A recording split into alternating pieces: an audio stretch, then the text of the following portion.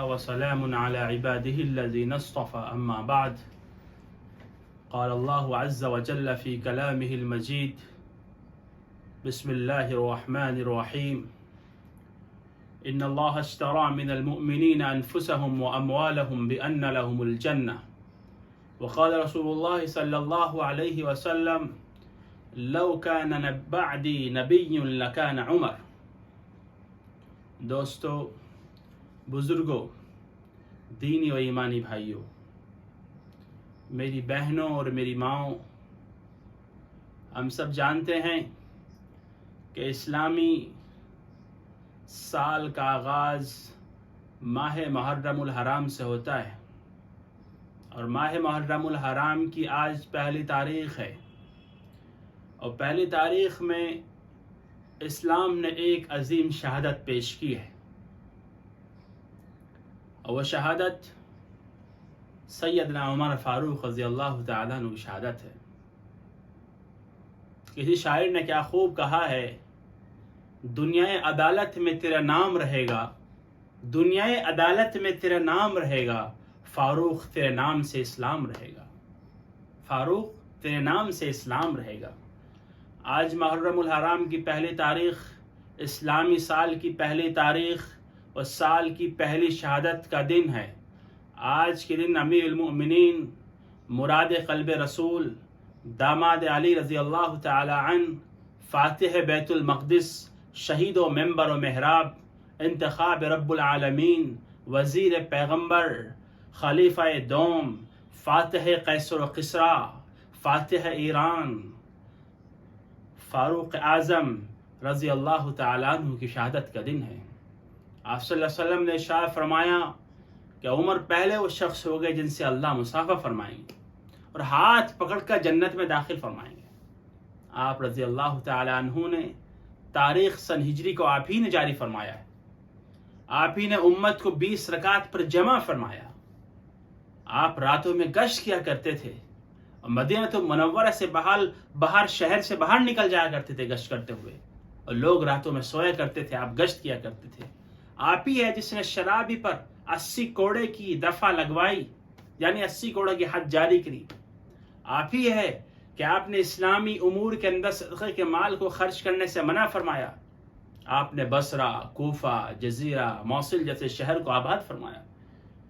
آپ ہی نے مقام ابراہیم کو اس جگہ آباد کیا، اس جگہ لگایا جہاں وہ آج ہے، جزیرۃ العرب کے اندر سے یہودی، مشرک اور کافروں کو نکالا، خاص کر مدینہ منورہ سے۔ جیل خانے بنوائیں، جلا وطنی کی سزا متعین فرمائیں، 900 مسجد آپ نے بنائی، جن میں 500-400 بڑی مسجد، جامع مسجد تھی۔ آپ ہی نے حضرت ابوبکر صدیق رضی اللہ تعالیٰ عنہ کی توجہ دلائی قرآن کریم کو جمع کرنے کی طرف، مؤذنین کی، قراء کی، اماموں کی تنخواہیں مقرر کی۔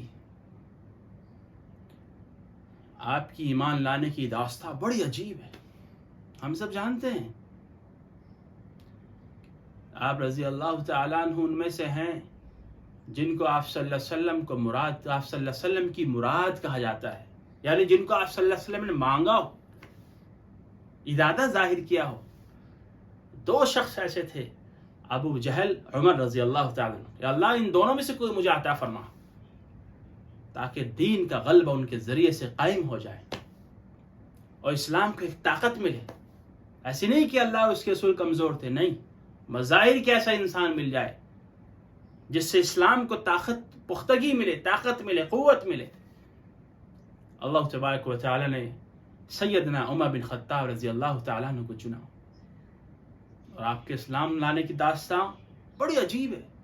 آپ سب جانتے ہیں، آپ پڑھا بھی ہوگا، دار الندوہ کے اندر کفار مکہ کی میٹنگ ہو رہی ہے، اور اس میٹنگ کا موضوع یہ ہے کہ محمد عربی صلی اللہ علیہ وسلم نے آپس میں ہم سب کو جدا کر دیا ہے، جو ان کی سنتا ہے وہ ان کا ہو جاتا ہے۔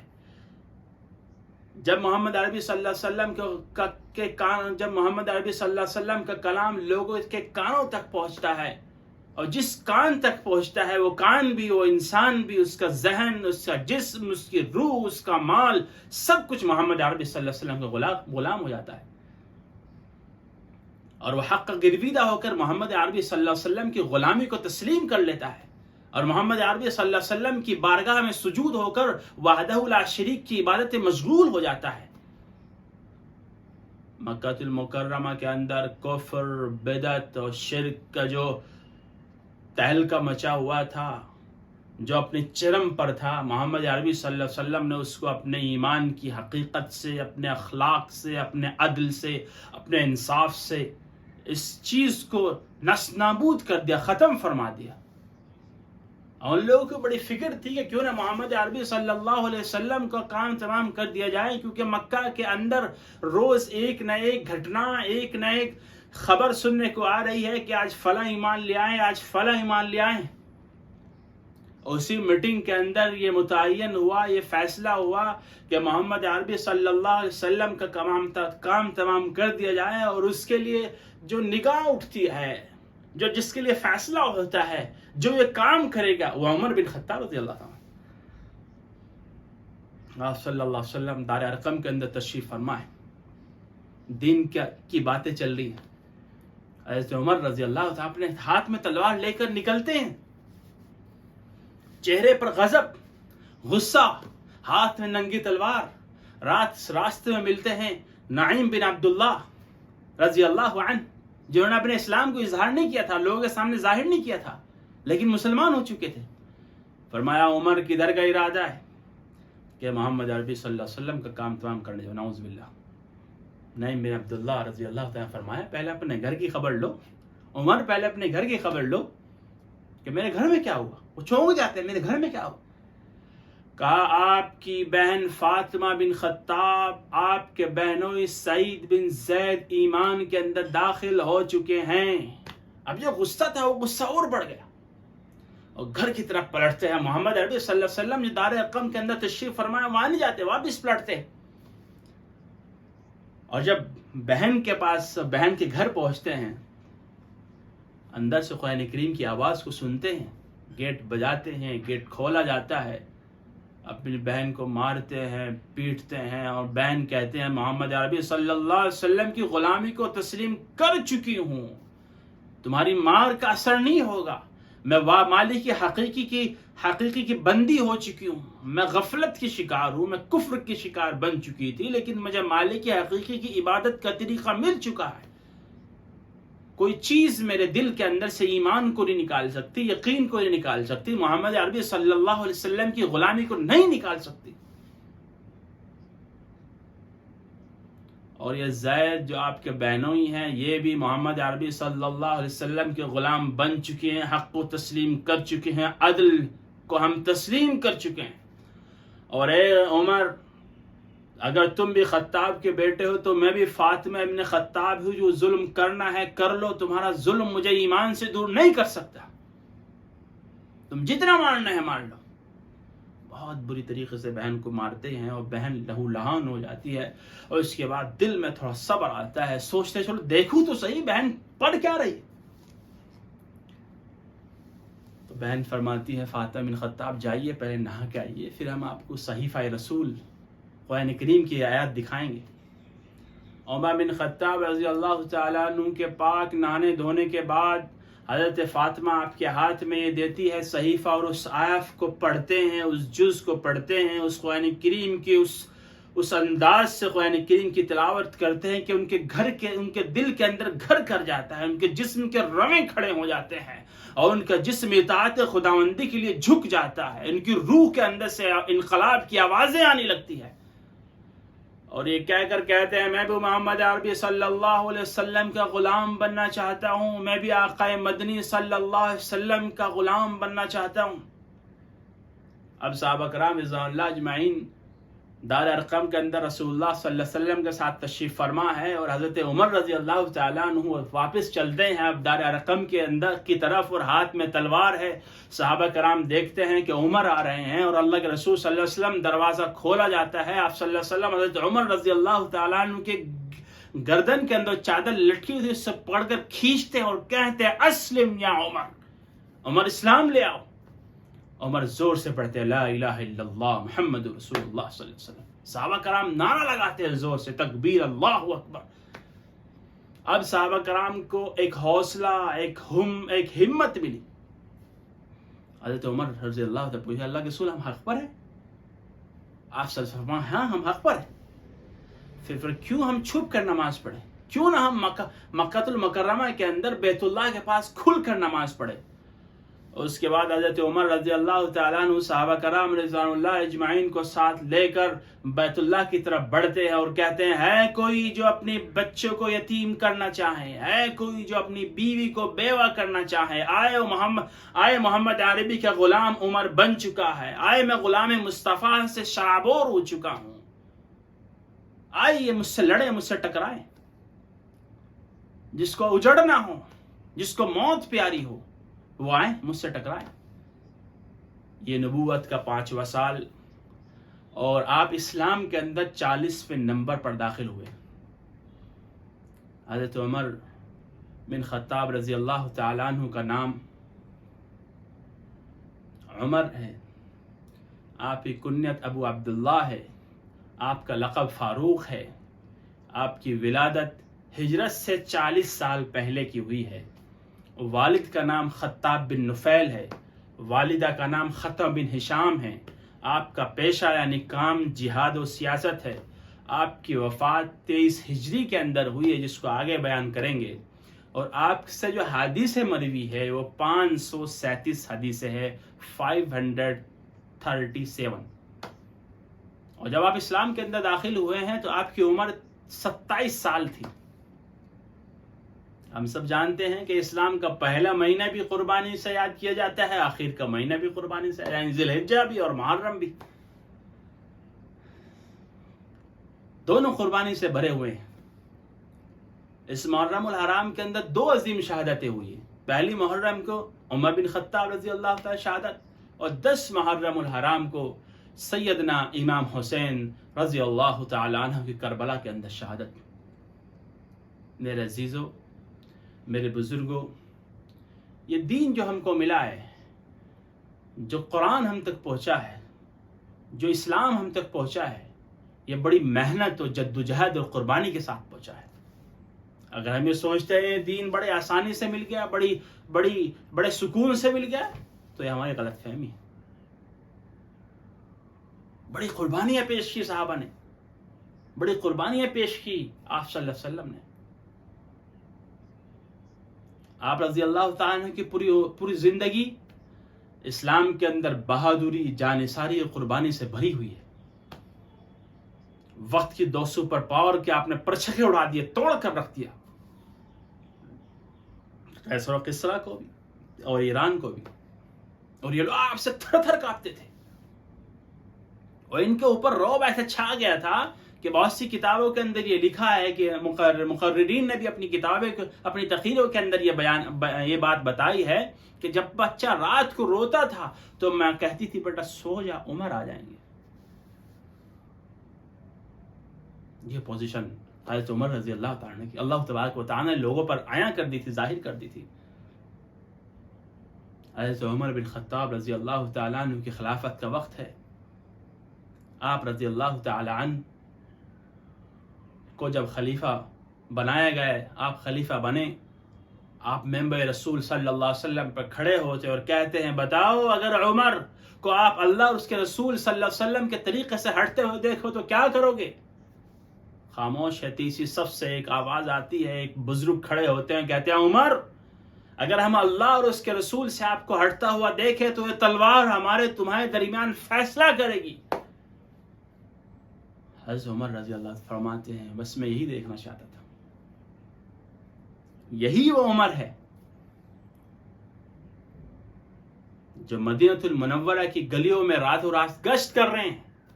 کہیں کسی کو تکلیف تو نہیں، کوئی پریشان تو نہیں، کوئی بھوکا تو نہیں، کوئی بیمار تو نہیں، کوئی پریشان تو نہیں ہے. یہی عمر ہے کہ جب مدینہ المنورہ سے باہر رات میں گشت کے نکلتے ہیں، دیکھتے ہیں کہ ایک خیمہ ہے جس خیمے کے اندر ڈبیا جل رہی ہے، بتی جل رہی ہے، روشنی ہو رہی ہے. اور صبح کو اس عورت کو مدینہ المنورہ کے اندر حاضر ہونا ہے، آگ جل رہی ہے. بار بار حضرت عمر رضی اللہ تعالیٰ عنہ کو 2 بار آنا جانا ہوا کہ کچھ جلایا جا رہا ہے، کچھ کھانا بنایا جا رہا ہے. یعنی کچھ پکانے کی آواز آ رہی. عمر بن خطاب رضی اللہ تعالیٰ باہر سے پوچھتے ہیں کیا ماجرا ہے, کیا بات ہے کہ میں بار بار جب نکلتا ہوں دیکھتا ہوں آپ کے گھر کے اندر سے آگ کی شعاعیں نکل لی, کیا بنا رہے آپ؟ اندر سے ایک درد بھری آواز آتی ہے جس کے اندر تڑپ بھی ہے, محبت بھی ہے, بھوک بھی ہے. فرماتی ہیں گھر میں کھانے کو کچھ نہیں ہے, پریشان ہوں کہ بچوں کو صبر ہو جائے کہ کچھ بن رہا ہے, اور اسی میں بار بار اس لیے جلا رہی ہوں تاکہ سو جائیں, بھوکے سو جائیں. عمر بن خطاب چونک جاتے ہیں, ترنت واپس پلٹتے ہیں, بیت المال سے گھی کا کنستر اور آٹے کی ایک بوری اٹھا کے اپنے سر پر رکھتے ہیں. آپ کے ساتھ غلام ہے اسلم, فرماتے ہیں امیر المومنین لائیے میں اٹھا لیتا ہوں, آپ کیوں یہ کر رہے ہیں؟ ایک تاریخی جملہ عمر خطاب رضی اللہ تعالیٰ عنہ فرما رہے ہیں. کیا فرما رہے ہیں؟ کیا کل قیامت کے میدان میں اسلم تم عمر کا بوجھ اٹھا پاؤ گے؟ کہنے لگے امیر المومنین نہیں, کہ پھر ہٹ جاؤ, عمر کو اپنا بوجھ خود اٹھانے دو. آپ اس عورت کے خیمے میں اب آٹا اور گھی لے کر جاتے ہیں. وہ عورت چولہے کے اوپر چلا رہی ہے, برتن چلا رہی ہے, برتن کے اندر آٹا چلا رہی ہے, اور آپ پھونک مار رہے ہیں آگ جلانے کے لیے, اور دھواں آپ کی داڑھی سے نکل رہا. حلوہ بننے کے بعد وہ عورت اپنے بچوں کو کھلاتی ہے. حضرت عمر رضی اللہ تعالیٰ نے کے ساتھ جو اسلم ہے کہتے ہیں امیر المومنین چلیے چلتے ہیں. کہا کہ نہیں, بیٹھ جاؤ, میں نے روتے ہوئے دیکھا, بچوں کو ہنستے ہوئے بھی دیکھ لوں. یہ عمر بن خطاب رضی اللہ تعالیٰ نے, آپ رات میں گشت کے لیے نکل رہے ہیں, پھر دیکھتے ہیں خیمہ ہے جس کے اندر ڈبیا جل رہی ہے, بتی جل رہی ہے, ایک شخص باہر بیٹھے ہیں, پریشان ہیں, ادھر ادھر دیکھ رہے ہیں. عمر بن خطاب رضی اللہ تعالیٰ عنہ پوچھتے ہیں کیا بات ہے, کیوں پریشان ہو؟ وہ انسان بتاتا ہے کہ میری بیوی اس خیمے کے اندر ہے, اور میری بیوی اس خیمے کے اندر ہے, اور وہ حاملہ ہے, بچہ جننے والی ہے, اور کوئی مددگار نہیں ہے. یہ سن کر عمر بن خطاب واپس اپنے گھر کی طرف دوڑتے ہیں, اپنی بیوی کو ساتھ لاتے ہیں, کہتے ہیں آؤ جنت بٹ رہی ہے. اس خیمے کے اندر اہلیہ محترمہ کچھ سامان اور کچھ کھانے کی چیزیں لے کر پہنچتی ہے. حضرت عمر رضی اللہ تعالیٰ جو امیر المومنین ہیں, وقت کے سپر پاور ہے, جن کے سامنے سرنگو ہو گئی, جس نے اپنے ہاتھ پیر توڑ لیے, گویا کہ تمام طاقتیں جن کے سامنے ٹوٹ گئی, قیصر و کسریٰ و ایران, وہ شخص کے ساتھ بات کر رہے ہیں. اندر سے آواز آتی ہے امیر المومنین مبارک ہو, آپ کے دوست کے ہاتھ بیٹھا ہوا ہے. وہ شخص دیکھتا ہے امیر المومنین ہے آپ, میں گستاخی معافی چاہتا ہوں. بولا نہیں, گستاخی کوئی بات نہیں, میں قوم کا خادم ہوں. اتنی بڑی طاقت عمر رضی اللہ تعالیٰ. کیا فرمانے, قوم سوتی رہے گی, عمر جاگتا رہے گا. قوم بھوکی نہ رہے, پریشان نہ رہے, قوم پر ظلم نہ ہو, زیادتی نہ ہو, ایون ایک جانور پہ بھی زیادتی نہ ہو. اس لیے عمر یہاں پر موجود ہے, اور عمر سے چیزیں پوچھی جائے گی کہ عمر بن خطاب تمہارے ہوتے ہوئے ظلم کیسے ہوا. جن کی پوزیشن اور حالت یہ ہے, جو وقت کی سپر پاور جس کے سامنے کاپتی ہے, جس کی سپر پاور پر جس نے قبضہ کر لیا, ان کے ہاتھ, ان کے دسترخوان پر جب کھانا لگتا ہے تو سوکھی روٹی, ابلا ہوا گوشت ہے. جنہوں نے اس وقت کی سپر پاور کو توڑ کر پھینک دیا, جنہوں نے عدل سے زمین کو بھر دیا, انصاف سے بھر دیا, غریب, یتیم, فقیر, مسکین, محتاج کے اندر کوئی بھی چیز نہیں دیکھی, سب کو برابر لا کے کھڑا کر دیا. شاعر نے کہا ایک ہی صف میں کھڑے ہو گئے محمود و ایاز, ایک ہی صف میں کھڑے ہو گئے محمود و ایاز, نہ کوئی بندہ رہا نہ کوئی بندہ نواز. مسجد اقصی کی فتح کے بعد آپ قبلہ اولی کی طرف جاتے ہیں اور اپنے ساتھ غلام کو لیتے ہیں, باری باری غلام, اور آپ کبھی آپ بیٹھتے ہیں, کبھی غلام بیٹھتے ہیں, کبھی غلام بیٹھتے ہیں, تو کبھی آپ چلاتے ہیں. جب آپ مسجد اقصی پہنچتے ہیں تو دیکھتے ہیں عمر بن خطاب رضی اللہ تعالیٰ عنہ کے ہاتھ میں اونٹ کی نکیل ہے, غلام اوپر بیٹھا ہوا ہے. لوگ دیکھ کے حیران ہو جاتے ہیں. عدل و انصاف کی, محبت کی, اخوت کی, ہمدردی کی جو مثال آپ نے قائم کی ہے, جو نظام آپ نے قائم کیا ہے, وہ رہتی دنیا تک کے لیے کوئی قائم نہیں کر سکتا. یہ دنیا کے لیے مثال ہے. عمر بن خطاب رضی اللہ تعالیٰ رہتی دنیا تک کے لیے مثال رہے گی, جس طریقے سے آپ نے حکومت کی ہے. ممبر رسول پر آپ خطبہ دے رہے ہیں, کھڑے ہیں, اور خطبہ کی دیوان کے درمیان اچانک فرماتے یا ساریہ الجبل. اب ساریہ بن زنیم رضی اللہ تعالیٰ عنہ صحابی رسول ہے, وہ مدینے کے اندر تو کیا مسجد نبوی کے اندر تک، کیا مدینے کے اندر ہی موجود نہیں. ان کو کمانڈر بنا کر بھیجے گئے تھے ایک جماعت کے جہاد کے لیے. خطبے کے بعد، جمعے کے بعد صحابہ کرام پوچھتے ہیں امیر المومنین ہم نے آپ کو دیکھا ہے کہ آپ خطبے کے دوران فرما رہے یا ساری الجبل، اے پہاڑ پر چڑھنے والے ساریہ، پیچھے مڑ کر دیکھو دشمن ہے. بالآخر صحابہ کرام اس تاریخ کو نوٹ کر لیتے ہیں، اس دن کو نوٹ کر لیتے ہیں جب ساریہ بن زنیم رضی اللہ تعالیٰ عنہ مدینے کے اندر تشریف لاتے ہیں. تو صحابہ کرام پوچھتے ہیں کہ جمعے کے دن اس طریقے سے یہاں پہ ہوا ہے. ساریہ بن زنیم رضی اللہ تعالیٰ عنہ فرماتے ہیں کہ ہم پہاڑ پر چڑھ رہے تھے، اسی دوران دشمن پیچھے سے آ رہے تھے جس کا ہم کو علم نہیں تھا. آواز کانوں تک آتی ہے امیر المومنین کی، یا ساری الجبل، ہے پہاڑ پر چڑھنے والے ساریہ اپنے پیچھے خبر لو، دشمن تمہارے پیچھے. ساریہ کہ ہاں دشمنوں کو ہم نے اسی دشمنوں کو پھر ہرا کر ہم فتح یاب ہوئے. کہ امیر المومنین کی آواز نہ آتی شاید ہم ہار جاتے، شاید فتح یاب ہم نہ ہو پاتے. یہ عمر بن خطاب رضی اللہ تعالیٰ عنہ، اللہ تبارک و تعالیٰ نے وہ علم، وہ تقوی، وہ پرہیزگاری کیا نہیں نوازا، کس چیز سے نہیں نوازا. آپ رضی اللہ تعالیٰ جب خلیفہ بنے تو معمول یہ تھا مصر کے اندر کہ دریا نیل کے اندر ایک نئی نویلی دلہن بنا کر دریا نیل کے جوان لڑکی کو حوالے کیا جاتا تھا. جب وہ پانی نکلتا تھا تب دریا نیل سے پانی نکلتا تھا. حضرت عمر رضی اللہ تعالیٰ عنہ کو جب یہ بات معلوم ہوئی تو 2 خط لکھتے ہیں. ایک مصر کے گورنر کو لکھتے ہیں، ایک دریائے نیل کو لکھتے ہیں. مصر کے گورنر کو لکھتے ہیں کہ یہ خط اس جگہ پر ڈال دینا جہاں آپ جوان لڑکی کو بھیٹ چڑھاتے ہیں، جوان لڑکی کو ڈالتے ہیں. اور ایک خط گورنر کے نام لکھتے ہیں، ایک خط دریا کے نام لکھتے ہیں. اور دریائے نیل کے نام کیا لکھتے ہیں؟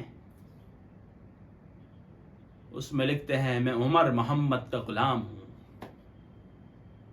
اے دریائے نیل، میں عمر ہوں اور محمد کا غلام ہوں. اگر تو اللہ کے حکم سے بہتا ہے تو بہ، اگر تو اپنی مرضی سے بہتا ہے تو تیرے پانی کی ہمیں کوئی ضرورت نہیں ہے.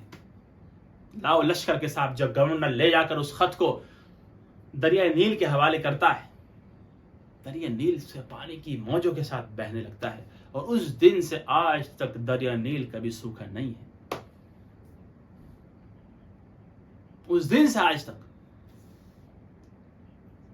حضرت عمر بن خطاب رضی اللہ تعالیٰ عنہ ممبر رسول پر ہے، خطبہ دے رہے ہیں، جمعے کا دن ہے، اچانک زلزلہ آ جاتا ہے، زمین ہلنے لگتی ہے.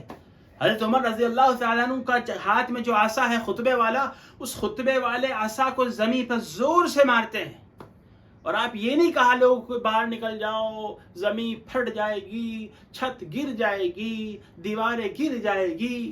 آپ نے یہ نہیں کہا، آپ نے زمین پر درے کو مارا، عصا کو مارا. کہا ہے زمین تجھے ہلنے کا حق ہے اگر تیرے اوپر عمر نے انصاف اور عدل قائم نہ کیا ہو.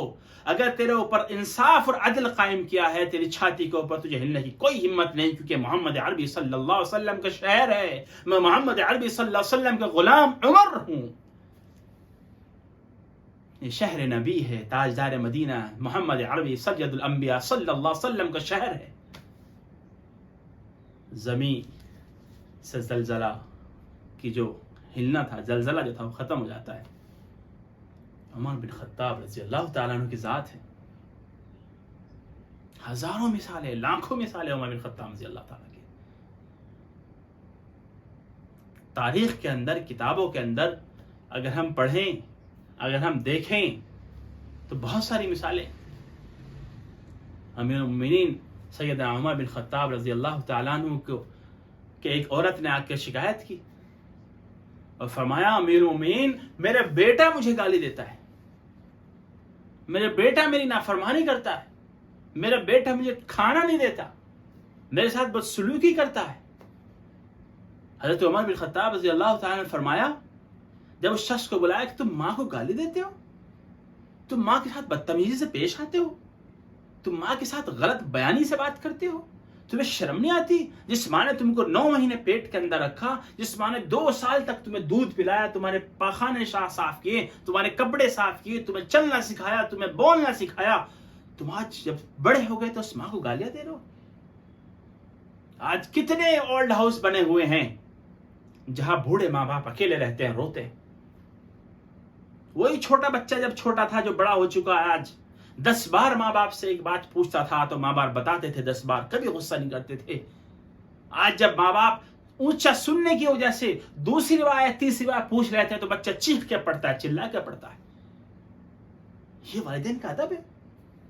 شادی کرنے کے بعد بیوی پر گنا گزرتا ہے، بوجھ محسوس ہوتا ہے اس ماں باپ کو دور وقت کی روٹی کھلاتے ہوئے، اس کے کپڑے صاف کرتے ہوئے، اس کے ساتھ بیٹھ کر اس کا پیر دباتے ہوئے، اس کی خوشی میں شامل ہوتے ہوئے۔ جن گھروں کے اندر ماں باپ کی عزت نہیں ہوتی، اللہ اس گھر کے اندر کبھی برکت کو ظہور نہیں فرماتے۔ جس گھر کے اندر بھوکی مار سوتی ہو، جس گھر کے اندر بھوکا باپ رہتا ہو، جس گھر کے اندر ماں باپ پریشان ہوتے ہو، اللہ تبارک و تعالی اس اولاد کے ساتھ کبھی صحیح فیصلہ نہیں فرماتے۔ یاد رکھو، اگر آج آپ اپنے ماں باپ کو بھوکا رکھ رہے ہو، اگر آج اپنے ماں باپ کے سامنے اپنی بیوی کی عزت زیادہ کر رہے ہو اور ماں باپ کو کچھ نہیں سمجھ رہے، ہم یہ نہیں کہتے بیوی کی عزت نہ کرو، اگر بیوی کی عزت کر رہے ہو، ماں باپ کو کچھ نہیں سمجھ رہے ہو، ماں باپ کی عزت نہیں کر رہے ہو، ان کا خیال نہیں رکھ رہے ہو، ان کے خرچے کا خیال نہیں رکھ رہے ہو، تو کل آپ کی اولاد جب بڑی ہوگی، جو پیسہ آپ نے اولاد کے لیے جمع کیا ہو وہ اولاد بھی کامیاب نہیں ہوگی، اور جب آپ بڑے ہوں گے وہ اولاد آپ کے ساتھ اس سے بھی زیادہ کرے گی۔ ہم کہاں ہیں؟ ہم کدھر سو رہے ہیں؟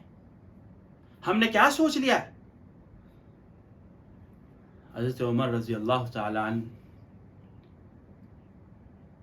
ایک مثال حضرت عمر رضی اللہ تعالیٰ عنہ کی ہے۔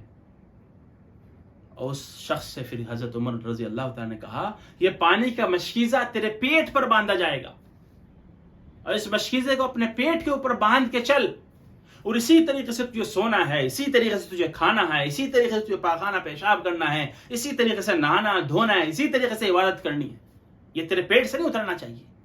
وہ چلتا ہے، پھرتا ہے، دوڑتا ہے، آگے کہتا ہے کم کر دیجیے، کم کیا جاتا ہے کہتا ہے معاف کر دیجیے، آئندہ خطا نہیں کروں گا، آئندہ گناہ نہیں کروں گا۔ عمر رضی اللہ تعالیٰ نے اس کی سزا بھی ایسی دی لوگوں کے ذہن کھل جائیں، لوگوں کو یاد آ جائے، لوگ یاد رکھیں۔ بالآخر عمر رضی اللہ تعالیٰ فرماتے ہیں اپنی ماں سے جا کے معافی مانگو۔ ماں اس کو معاف کر دیتی ہے اور اس کے پیٹھ سے وہ مشکیزہ کھول لے جاتا ہے۔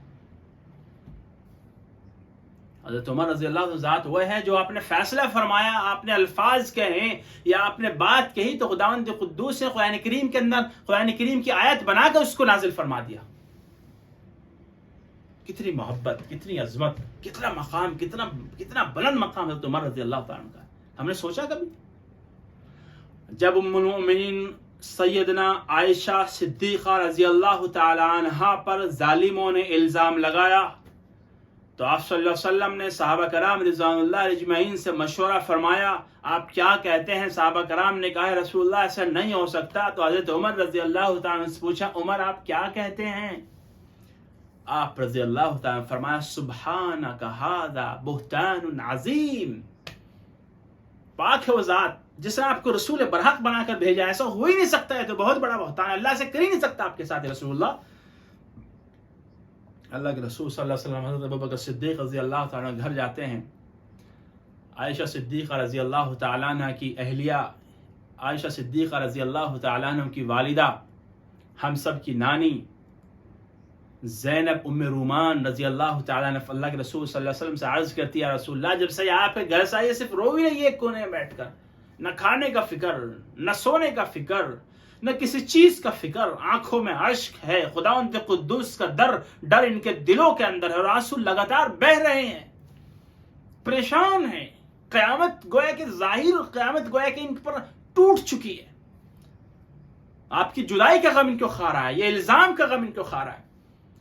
اسی دوران وحی کا سلسلہ شروع ہوتا ہے اور جبریل امین آتے ہیں اور وحی نازل ہوتی ہے اور اس چہرہ انور کھل اٹھتا ہے، آیت نازل ہوتی ہے، سبحانک ھذا بہتان عظیم۔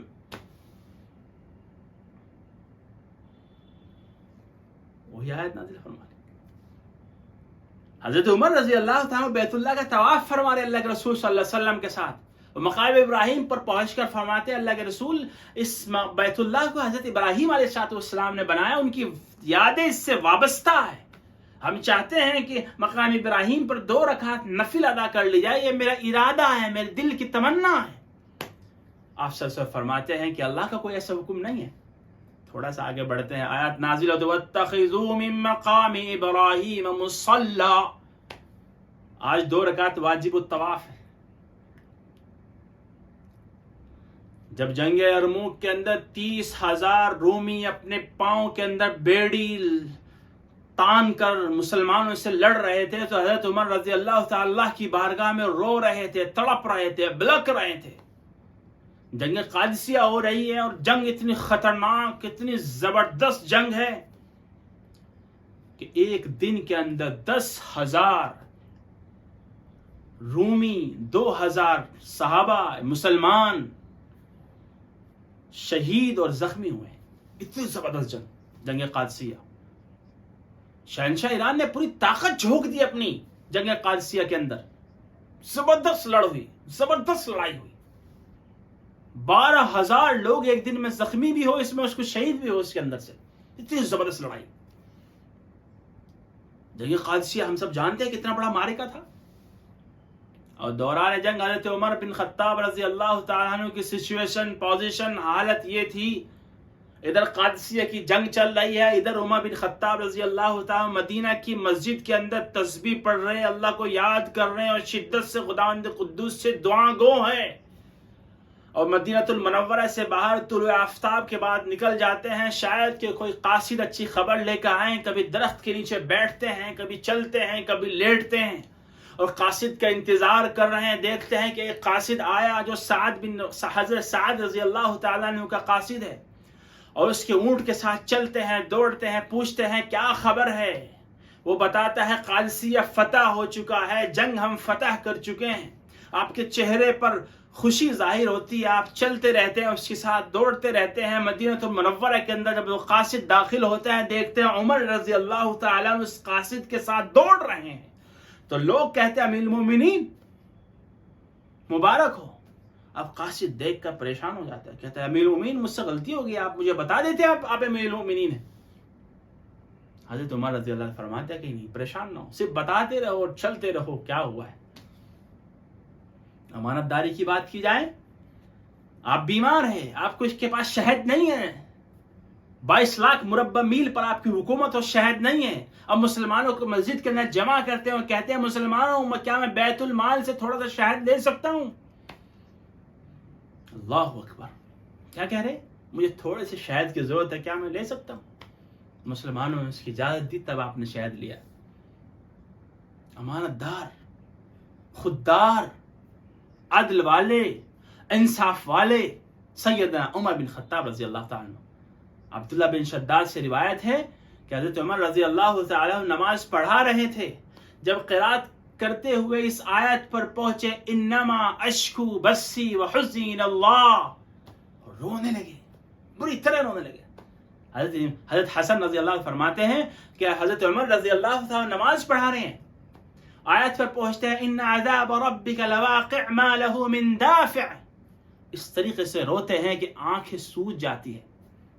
ایک صحابی رسول جب آپ کے کام کی تعریف کرتے ہیں تو آپ ارشاد فرماتے ہیں مجھے اس ذات کی قسم جس کے قبضے میں میری جان ہے, عمر کی جان, عمر بن خطاب کی جان ہے, میں تو اس کو غنیمت سمجھتا ہوں کہ بس عذاب الہی سے بچ جاؤں. کیا فرما رہے, بس عذاب الہی سے بچ جاؤں. یہ نہیں کہا کہ میں تو بہت نیک ہوں, نہیں, کیا کہا مجھے ڈر ہے, بس میں عذاب الہی سے بچ جاؤں, میرے رب مجھ سے راضی ہو جائے. آپ رونے, آپ ایران کے شہنشاہ ہیں, قیصر و کسریٰ آپ کے پائیتخت, آپ کے ماتحتی میں ہیں, اور آپ فقیرانہ زندگی گزار رہے ہیں. اور لوگ کہتے تھے امیر المومنین کچھ تھوڑا ٹھیک کر لیجئے, آپ کبھی اس پر راضی نہیں ہوئے. ام المومنین حضرت عائشہ صدیقہ رضی اللہ تعالیٰ عنہ حاضر خدمت ہوتی ہے, کچھ تو سدھار لیجئے, حالت سدھار لیجئے, کھانے کی, پینے کی, رہنے کی. آپ فرماتے ہیں نہیں, میرے دونوں ساتھی ایسے ہی چلے گئے, مجھے بھی ایسی زندگی پسند ہے. میں دنیا کو اپنے اوپر ترجیح نہیں دے سکتا. میرے لیے ضروری ہے میں اپنے دونوں ساتھیوں کے ساتھ دونوں ساتھیوں کے طریقے سے زندگی گزاروں. صحابہ کرام فرماتے ہیں کہ ہم نے حضرت عمر رضی اللہ تعالیٰ عنہ کے جسم پر کبھی نرم کپڑا نہیں دیکھا. کپڑے میں کرتے کے اندر 17 پیبند، پیر کے اندر پھٹی ہوئی جوتی، سر پر پھٹا ہوا عمامہ، اور ایسے ہی قیصر و کسریٰ کے درباریوں سے ملتے تھے، ایسے ہی قیصر و کسریٰ کے شہنشاہوں سے ملے. حضرت عمر رضی اللہ تعالیٰ، حضرت عمر رضی اللہ تعالیٰ عنہ کو کتنا کچھ خداوند قدوس نے عطا فرمایا. ربیع بن زیاد فرماتے ہیں رضی اللہ تعالیٰ عنہ کہ آپ آرام کے مستحق ہیں، آپ کچھ کھائیں گے پیئیں گے تو اسلام کو طاقت ملے گی، فیصلے لینے میں کام کرنے میں تھوڑی طاقت رہے گی. آپ فرماتے ہیں میں قوم کا امین ہوں، کیا قوم کے مال میں خیانت جائز ہے؟ میں قوم کا امین ہوں، کیا قوم کے مال میں خیانت جائز ہے؟ اپنے پورے خاندان کے لیے آپ ہر روز 2 درہم، صرف 2 درہم بیت المال سے لیا کرتے تھے، یعنی 7 آنے. امام حسن رضی اللہ تعالیٰ فرماتے ہیں کہ جب میں حضرت عمر رضی اللہ تعالیٰ خطبہ کے دوران ان کے کرتے کو دیکھا، اس میں 12 پیوند لگے ہوئے تھے، ٹکی جس کو بولتے ہیں لگی ہوئی تھی. آپ گشت فرما رہے، دوپہر کا وقت ہے، مدینہ منورہ سے باہر نکل گئے. ایک غلام کو دیکھتے ہیں گدھے پہ آ رہا ہے، فرماتے ہیں بھائی میں تھک گیا ہوں، مجھے بٹھا لو. غلام نیچے اتر جاتا ہے، کہتے ہیں نہیں آپ اس کے مالک ہیں، آپ حق زادے ہیں. حضرت عمر رضی اللہ اس کے پیچھے بیٹھے ہیں. کون؟ سیدنا امیر المومنین عمر فاروق رضی اللہ تعالیٰ. حضرت عمر رضی اللہ تعالیٰ کے متعلق اللہ کے رسول نے ارشاد فرمایا جس گلی سے عمر نکل جائے اس گلی میں شیطان داخل نہیں ہوتا ہے. انتظام سلطنت کے انتظام کے لیے، سلطنت کے لیے آپ کا سفر کئی بار باہر ہوا، آپ نے کبھی اپنا خیمہ ساتھ نہیں لیا. درخت کے سائے میں ٹھہرے، زمین کو اپنا بستر، اپنا فرش بنایا، اور کسی درخت پر اپنا کمبل تان لیا دھوپ کی وجہ سے، اس کے نیچے لیٹ کر آرام کر کے اور پھر چل دیا اپنے کام کر کے. آرام کرنے کے بعد 18 ہجری کے اندر جب مدینہ المنورہ کے اندر قحط آیا، آپ کی بے قراری قابل دید تھی، دیکھنے لائق تھی. گوشت اور گھی اور تمام چیزوں کو آپ نے ترک کر دیا، کھانا بند کر دیا. یہ چیزوں کو اپنے بیٹے کے ہاتھ میں خربوزہ دیکھ کر چھینا سخت کھڑے ہوئے کہ امت مسلمہ بھوکی مر رہی ہو، تم خربوزہ کھا رہے ہو، تم میوہ کھا رہے ہو. حضرت عمر رضی اللہ تعالیٰ عنہ جب مجاہدین جنگ کے لیے تشریف لے جایا کرتے تھے، خود ان کے گھر جایا کرتے تھے. کوئی ضرورت تو نہیں ہے، کوئی بیمار تو نہیں، بازار سے سامان لا کر دیا کرتے تھے. خط آیا کرتا تھا، جس گھر کے اندر کوئی پڑھا لکھا نہیں ہوتا تھا، خود جا کر خط کو پڑھ کر سنایا کرتے تھے. امیر المومنین 22 لاکھ مربع میل پر جس کی حکومت ہو، وہ کیا کر رہے ہیں؟ پڑھ کر خطوں کو سنا رہے. حضرت عمر رضی اللہ تعالیٰ. حضرت طلحہ دیکھتے ہیں کہ سامنے ایک نابینے کی جھوپڑی تھی. ہم نے سوچا کہ شاید عمر بن خطاب رضی اللہ تعالیٰ اس کے اندر تشریف فرما ہے.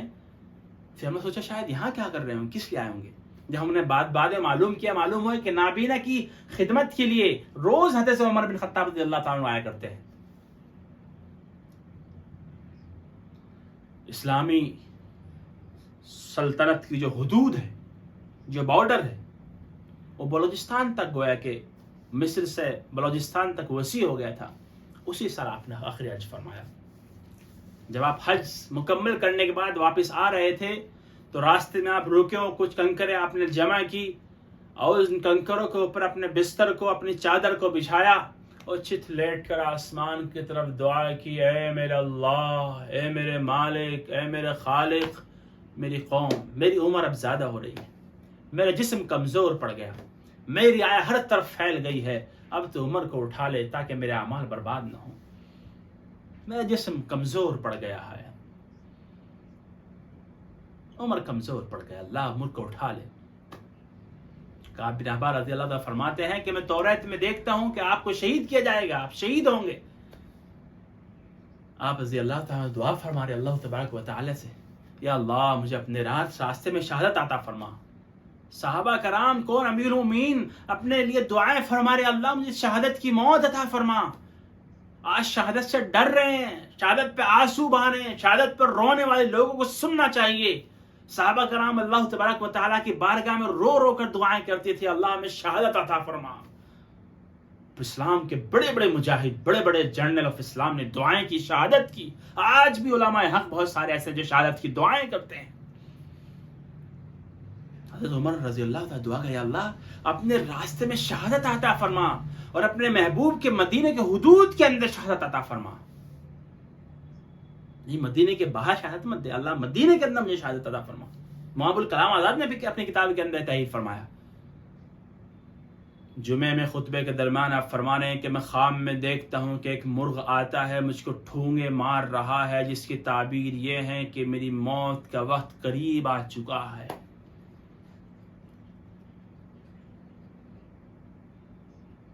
حضرت عمر رضی اللہ تعالیٰ عنہ اس کے بعد حکم دیتے ہیں کوئی بھی مشرک جو بالغ ہو مدینہ المنورہ کے اندر داخل نہیں ہو سکتا۔ حضرت مغیرہ بن شعبہ رضی اللہ تعالیٰ عنہ اب شہادت کا سامان ہے، کوفہ کے گورنر ہے۔ آپ کوفہ کے اندر دیکھتے ہیں ایک شخص ہے مجوسی جس کا نام فیروز ہے، جس کی کنیت ابو لولو ہے۔ وہ نجاشی ہے، وہ لوہار کے کام میں بڑی مہارت رکھتا ہے، 2-3 کام وہ جانتا ہے۔ کہتا ہے امیر اگر آپ کہیں تو میں اس کو مدینہ بھیج دوں تاکہ مسلمانوں کے کام آ جائے۔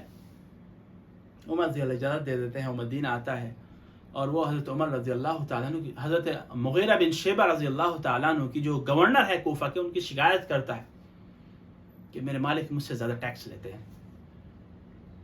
حضرت عمر رضی اللہ تعالیٰ پوچھا کتنا ٹیکس ہے، کتنا لیتے ہیں آپ سے؟ اس نے کہا کہ 2 درہم یعنی 7 آنے۔ عمر رضی اللہ تعالیٰ نے پوچھا کہ آپ کا پیشہ کیا ہے؟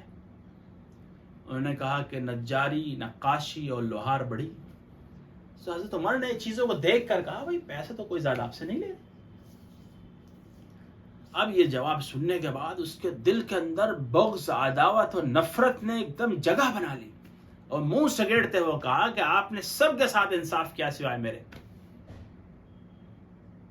چند روز کے بعد حضرت عمر رضی اللہ عنہ اس کو دوبارہ پھر بلاتے ہیں اور کہتے ہیں کہ ہم نے سنا ہے کہ تم ہوا میں چکی بناتے ہو، ہوا میں چلنے والی چکی بناتے ہو۔ اس نے بولا جی میں چکی بناتا ہوں۔ کہا کہ ہمارے لیے ایک چکی بناؤ۔ حضرت عمر رضی اللہ تعالیٰ اس نے کہا کہ میں آپ کے لیے ایسی چکی بناؤں گا جس کو رہتی دنیا تک کے لوگ یاد رکھیں گے، یہاں کے لوگ بھی یاد رکھیں گے اس کو۔ گویا کہ دھمکی دی اس نے۔ آپ نے صحابہ کرام یعنی خاص حضرت علی رضی اللہ تعالیٰ فرمایا کہ علی مجھے قتل کی دھمکی دے کر گیا ہے۔ صحابہ کرام نے کہا پکڑ کے کام تمام کرتے کہ نہیں، ابھی اس سے قتل ثابت نہیں ہوا، ابھی اس سے گناہ ثابت نہیں ہوا ہے۔ دوسرے دن فجر کی نماز میں 27 ذی الحجہ کو فجر کی نماز کے لیے جب صف درست ہو چکی ہے تو آپ آگے بڑھتے ہیں، اللہ اکبر کہہ کے ہاتھ باندھتے ہیں، الحمد شریف پڑھتے ہیں۔ جیسے قرآن کریم کی آیت کو پڑھنا شروع کرتے ہیں، ابو لولو فیروز آ کر حملہ کرتے ہیں۔ 6 حملے آپ پر کرتا ہے۔ ایرانی ہے، مجوسی ظالم فیروز جس کی کنیت ابو لولو تھی، 6 وار اس نے کیا حضرت عمر رضی اللہ تعالیٰ۔ ایک بار اس میں ناف کے نیچے لگتا ہے اور اتڑی پھٹ جاتی ہے۔ اس وار کو آپ برداشت نہیں کر پائے۔ آپ رضی اللہ تعالیٰ عنہ نماز کے دوران حضرت عبد الرحمن بن عوف رضی اللہ تعالیٰ عنہ کا ہاتھ پکڑ کر ان کو امامت کے لیے آگے بڑھایا اور آپ گر گئے۔ عبد الرحمن بن عوف رضی اللہ تعالیٰ عنہ نماز پڑھا رہے ہیں، اور پوزیشن سامنے یہ ہے کہ عمر بن خطاب رضی اللہ تعالیٰ تڑپ رہے ہیں، لیٹے ہوئے ہیں، پریشان ہیں، خون بہہ رہا ہے۔ فیروز نے کتابوں کے اندر آتا ہے 13 صحابہ کو نکلنے کے لیے زخمی کیا، اور یہ بھی آتا ہے کہ 6 صحابہ کو غالباً شہید کیا، اور پھر جب اس کو چادر اور اس کے اوپر ڈال کر کمبل پکڑا گیا تو اس نے خودکشی کر لیا، یعنی خود کو بھی مار لیا۔ آپ کو گھر لے جایا گیا، پھر آپ نے پوچھا کہ میرا قاتل کون ہے؟ لوگوں نے کہا فیروز، ایک مجوسی۔ آپ نے کہا الحمدللہ، اللہ اکبر، میں کسی مسلمان کے ہاتھ سے قتل نہیں ہوا۔ صحابہ کرام رضوان اللہ اجمعین کا ایک خیال تھا کہ زخم ہلکا ہے، شاید کہ ٹھیک ہو جائیں، لیکن جب حکیم نے آ کر نبیذ و دودھ پلایا تو آپ کی پسلیوں سے دودھ اور نبیذ باہر آ گیا۔ تمام مسلمان پریشان ہو گئے. اس سے مطلب مشکل ہے شفا یاب ہونا. یہ عمر رضی اللہ عنہ زخمی نہیں، پورا اسلام زخمی، پورا مدینہ زخمی ہو گیا ہے. ایک مسلمان گویا کہ زخمی ہو گیا. غم میں ڈوبے ہوئے لوگ، روتے بلکتے مسلمان، تڑپتے ہوئی مائیں بچے دعائیں کر رہے ہیں اور آ رہے ہیں حضرت عمر رضی اللہ تعالیٰ کی عیادت کے لیے. رمضان اور جفینہ نصرانے بھی کئی حد تک ابو لولو فیروز کے ساتھ قتل میں شامل رہے. ایران کے شہر کاکاشان کے اندر باغ فین نامی ایک علاقہ ہے جہاں حضرت عمر رضی اللہ تعالیٰ عنہ کے جو قاتل فیروز ہے اس کی فرضی قبر ہے. اس پہ ایک عبارت لکھی ہوئی ہے جس کا ہے مفہوم یہ ہے بابا شجاع الدین کی قبرگاہ. ابو لولو نے حضرت عمر رضی اللہ تعالیٰ عنہ کو شہید کیا، جس کی بدلے میں شیعوں نے ابو لولو فیروز کو لقب دیا بابا شجاع الدین. آج بھی اس کی قبر ایران کے اندر موجود ہے. اس پر نذرانے چڑھائے جاتے ہیں، پیسوں کے ڈھیر لگے جاتے ہیں. کسی وقت میں ایران نے بھی ایک پوسٹ گارڈ میں اس کے مزار کی تصویر لگائی تھی اسی ابو لولو فیروز کی. بالآخر میرے عزیز بھائیو، میرے دوستو، غم کا وقت چل رہا تھا. عیادت کے لیے لوگ آتے رہے جاتے رہے. صحابہ کرام نے کہا کہ خلیفہ کا متعین فرما دیجیے. خلیفہ کون بنے گا آپ کے بعد؟ کون رہے گا خلیفہ؟ پریشان. بالآخر آپ نے ایک جماعت متعین فرمائی 6 لوگوں کی. عثمان، علی، طلحہ، زبیر، عبد الرحمن بن عوف، سعد بن وقاص رضوان اللہ اجمعین کی ایک جماعت بنائی. کہا ان میں یہ 6 کے 6 لوگ جس کو بھی خلیفہ بنا لے وہ خلیفہ ہوگا اور میری موت کے 3 دن بعد خلیفہ مقرر فرما لے. حضرت عثمان رضی اللہ عنہ خلیفہ بنائے گا. حضرت عبداللہ بن عمر کو آپ فرماتے ہیں کہ اپنے میرے بیٹے جاؤ ام المؤمنین حضرت عائشہ صدیق رضی اللہ تعالیٰ عنہ کے پاس جاؤ، میرا سلام کہنا امیر المؤمنین مت کہنا، درخواست کرنا، ریکویسٹ کرنا، کہنا کہ عمر چاہتا ہے. یہ مت کہنا امیر المؤمنین چاہتے ہیں، عمر آپ کا بیٹا چاہتا ہے کہ وہ اپنے دونوں صاحب کے پاس تدفین کی جگہ چاہتا ہے. عمر اپنے دونوں صاحب کے پاس تدفین کی جگہ چاہتا ہے. عائشہ صدیق رضی اللہ تعالیٰ فرماتے ہیں یہ جگہ تو میں نے اپنے لیے متعین کی تھی لیکن آج میں اپنے اوپر ترجیح دیتی ہوں حضرت عمر رضی اللہ تعالیٰ عنہ کو. جب بیٹے نے حضرت عائشہ صدیقہ رضی اللہ تعالیٰ عنہ کی اطلاع آپ کو دی تو آپ بہت خوش ہوئے. آپ نے اللہ تبارک و تعالیٰ کا شکر ادا کیا، اپنے صاحب سے ملاقات کی خوشی اظہار کیا. اب لوگوں کو مخاطب ہو کر فرماتے ہیں کہ جو بھی خلیفہ منتخب ہوگا وہ 5 جماعتوں کے حقوق کا لحاظ رکھے گا، مہاجرین کا، انصار کا، اعراب کا، ان اہل عرب کا جو دوسرے شہروں میں جا کر آباد ہوئے ہیں اور اہل ذمے کا. اور تمام جماعت کے حقوق کی تشریح فرمائی کھول کھول کر، اس جماعت کا یہ، اس جماعت کا یہ، اس جماعت کا یہ، اس جماعت کا یہ. اور فرمایا کہ اپنی ذمہ داری کا احساس کرتے ہوئے خلافت کو لے کر چلا جائے، ان کے دشمنوں سے لڑا جائے، طاقت سے زیادہ ان کو تکلیف نہ دی جائے اہل ذمہ کو. انتقال سے تھوڑا پہلے اپنے بیٹے عبداللہ بن عمر سے کہتے ہیں میرے کفن میں بے جائے اسراف مت کرنا، فضول خرچ مت کرنا، میرے لیے قبر کو زیادہ لمبی چوڑی مت بنانا کہ امین امین ہی قبر ہے. جب میرے جنازہ تیار ہو جائے تو کوئی عورت ساتھ نہ چلے اور تدفین کے لیے جلدی کرنا. مجھے مصنوعی صفات سے یاد نہ کیا جائے، مصنوعی صفات سے یاد نہ کیا جائے. جب جنازہ تیار ہو جائے تو جلد سے جلد تدفین کے لیے چلا جائے. تھوڑی دیر کے بعد فرشتہ اجل سامنے آ جاتا ہے اور آپ اس دنیا سے رخصت ہو جاتے ہیں. یہ ہفتے کا دن 1 محرم الحرام اور آپ کی عمر 63 سال تھی. حضرت صہیب رضی اللہ تعالیٰ آپ کے جنازے کی نماز پڑھائی. حضرت عبد الرحمن، حضرت علی، حضرت عثمان، حضرت طلحہ، سعد بن وقاص، عبد الرحمن بن عوف رضوان اللہ اجمعین نے آپ کو قبر کے اندر اتارا. دنیا اسلام کا یہ چمکتا دمکتا آفتاب آقا انسانیت کے پہلو میں ہمیشہ کے لیے سلا دے گیا.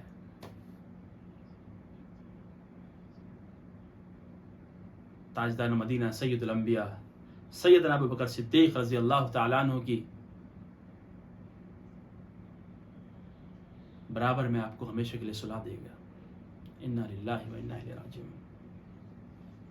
حضرت عمر فاروق رضی اللہ تعالیٰ عنہ کی شہادت سے جو صدمہ صحابہ کرام رضوان اللہ اجمعین کو ہوا اور مسلمانوں کو ہوا، اس کو الفاظوں میں بیان نہیں کیا جا سکتا. ہر مسلمان نے انتہائی غم، بڑی پریشانی کے ساتھ وہ عالم گزارا، وہ وقت، وہ گھڑی گزاری. ام ایمن رضی اللہ تعالیٰ عنہ کہتی ہے کہ جس دن عمر شہید ہوئے، اسلام یتیم ہو گیا تھا. حضرت ابو بکر صدیق، حضرت عمر اسلام کے مائی باپ تھے، اسی دن اسلام یتیم ہو گیا. وہ اپنی قبروں کے اندر زندہ ہے، خدا یہ کہتا ہے اور ہمیشہ زندہ رہیں گے. آج ہم کس طرف ہیں؟ آج ہم کہاں جا رہے ہیں؟ شہیدوں کے لیے ماتم، شہیدوں کے لیے رونا، شہیدوں کے لیے تڑپنا، ہرے جھنڈے، لال جھنڈے لے کر چلنا، اسلام کی عادت، اسلام کا طور، اسلام کا طریقہ نہیں ہے. یہ اسلام کا اخلاق نہیں ہے، اسلام کی عادتیں نہیں ہیں. انصاف کے اس ترازو کو، اس قربانی کو یاد کیا جائے. اس قربانی کا جو حضرت امام حسین نے دی، حضرت عمر نے دی، حضرت عثمان نے دی، حضرت علی رضوان اللہ اجمعین نے دی، اس سے پہلے اس کے بعد کے صحابہ نے دی، اس لیے تاکہ دنیا کے اندر عدل قائم ہو جائے، انصاف قائم ہو جائے، اور لوگ خداوند قدوس کی بارگاہ میں سجدہ ریز ہو کر محمد عربی صلی اللہ علیہ وسلم کی سنتوں کی اتباع کرنے والے بن جائیں. یہ کون بے شرم ہے جو مذاق اڑا رہا ہے آج محمد عربی صلی اللہ علیہ وسلم کی سنتوں کا؟ یہ کون ہے جو جا حسین کے نعرے لگا کر سڑکوں پر ڈھول و تماشے بنا رہے ہیں، اسلام کا جنازہ نکال رہے ہیں؟ محمد عربی صلی اللہ علیہ وسلم میں کتنی تکلیف ہوگی اگر وہ دیکھ لیں کہ میری امت ڈھول و تماشوں، ناچ و گانوں میں محرم کا مہینہ گزار دیتی ہے.